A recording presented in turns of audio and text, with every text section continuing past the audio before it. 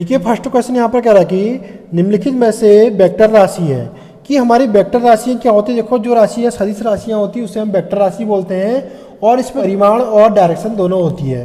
तो हमारी चुंबकीय क्षेत्र की तीव्रता होती है, इस पर क्या होता है हमारा ये एक वेक्टर क्वांटिटी है क्योंकि इसमें हमारी दिशा और इसका मैग्नीट्यूड दोनों होता है। ऑप्शन नंबर इसका क्या रहेगा, सी राइट आंसर रहेगा। नेक्स्ट क्वेश्चन कहता है कि आपेक्षिक चुंबकशीलता का मात्रक होता है। देखो नेक्स्ट क्वेश्चन यहाँ पर कह रहा है कि आपेक्षिक चुंबकशीलता का मात्रक होता है। तो जो हमारा रिलेटिव परमेबिलिटी यानी कि आपेक्षिक चुंबकशीलता होती है इसकी कोई यूनिट नहीं होती है, ये केवल न्यूमेरिकल वैल्यू होती है। तो ऑप्शन नंबर इसका क्या होगा, डी राइट आंसर होगा, इनमें से कोई नहीं क्योंकि इसकी कोई राशि यूनिट यहाँ पर नहीं होती है। नेक्स्ट क्वेश्चन कह रहा है कि दो लंबे व समांतर धारावाही चालकों के मध्य अब कितने कंडक्टर हमारे पास ये हैं, दो करंट कैरिंग कंडक्टर हैं, निम्न में से किसके व्युत्क्रमानुपाती होते हैं और जो इनके मध्य बल लगता है यानी कि फोर्स लगता है वो किसके क्या होते हैं, इन्वर्सली प्रोपोर्शनल होते हैं। तो इसका आंसर रहेगा ऑप्शन नंबर सी, धारावाही चालकों के मध्य दूरी, यानी कि जो हमारे पैरेलल में कंडक्टर होते हैं उनके जो बीच की दूरी होती है उसके क्या होते हैं, ये इन्वर्सली प्रोपोर्शनल होते हैं। तो ऑप्शन नंबर क्या रहेगा हमारा यहाँ पर राइट आंसर सी रहेगा। देखिए नेक्स्ट क्वेश्चन यहाँ पर कह रहा है कि प्रतिष्ठंभ का मात्रक होता है। तो प्रतिष्ठंभ को बोलते हैं यहाँ पर रिलैक्टेंस। जो रिलैक्टेंस हमारा होता है तो यहाँ पर जो हमारा रिलैक्टेंस होता है वो व्युत्क्रमानुपाती होता है इंडक्टेंस के। तो ऑप्शन नंबर डी इसका राइट आंसर रहेगा। नेक्स्ट क्वेश्चन कह रहा है कि यदि एक एल लंबाई के धारावाही चालक यानी कि जो हमारी कंडक्टर की जो है लेंथ है वो एल है, ठीक है, और उसमें आई एम्पियर की करंट फ्लो हो रही है, आई एम्पियर की धारा प्रवाहित हो रही है इस चालक पर एक चुंबकीय क्षेत्र बी के समांतर में रखने पर। अब हमने क्या कर दिया है, जिस कंडक्टर में करंट आई फ्लो हो रही है उसको चुंबकीय क्षेत्र बी के क्या रख दिया हमने, यानी कि पैरेलल में रखा है। तो पूछता है कि चालक पर लगने वाला बल का मान होगा। तो यहाँ पर बल के मान को निकालने का फॉर्मूला होता है जिसे हमने शॉर्टकट में याद करते हैं बिल। तो इस प्रकार से ऑप्शन नंबर ए का राइट आंसर होगा क्योंकि हम क्या करते हैं यहाँ पर इन तीन चीज़ों का क्या करते हैं आपस में मल्टीप्लाई करके हम बल के मान को निकाल सकते हैं। तो ऑप्शन नंबर ए हमारा राइट आंसर रहेगा।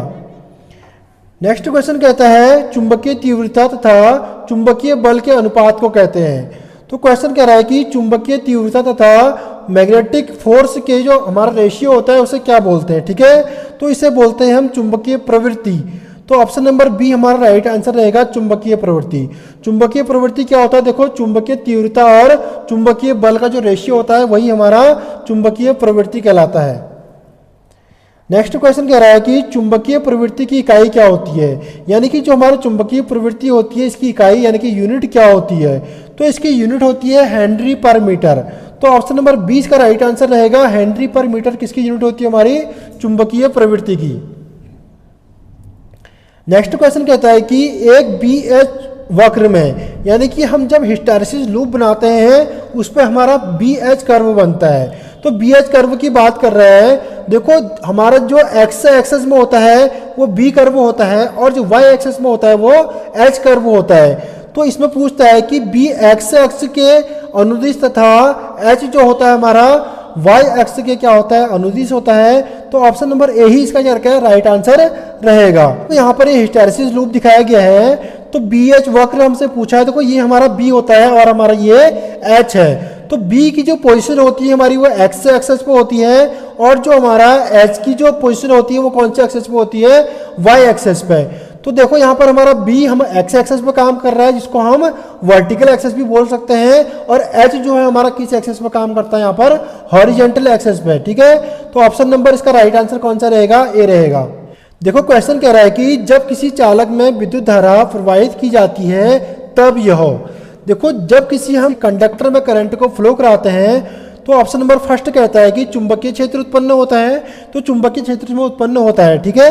नेक्स्ट ऑप्शन नंबर बी कहता है कि विद्युत क्षेत्र उत्पन्न होता है और ऑप्शन नंबर सी कहता है कि विद्युत तथा चुंबकीय क्षेत्र दोनों उत्पन्न होते हैं। तो ऑप्शन नंबर सी हमारा राइट आंसर रहेगा क्योंकि जब हम किसी कंडक्टर में क्या करते हैं, इलेक्ट्रिक सप्लाई फ्लो करते हैं तो उस पर इलेक्ट्रिकल तथा मैग्नेटिक फील्ड दोनों क्या होते हैं, उत्पन्न होते हैं। तो ऑप्शन नंबर हमारा सी क्या रहेगा, यहाँ पर राइट आंसर रहेगा।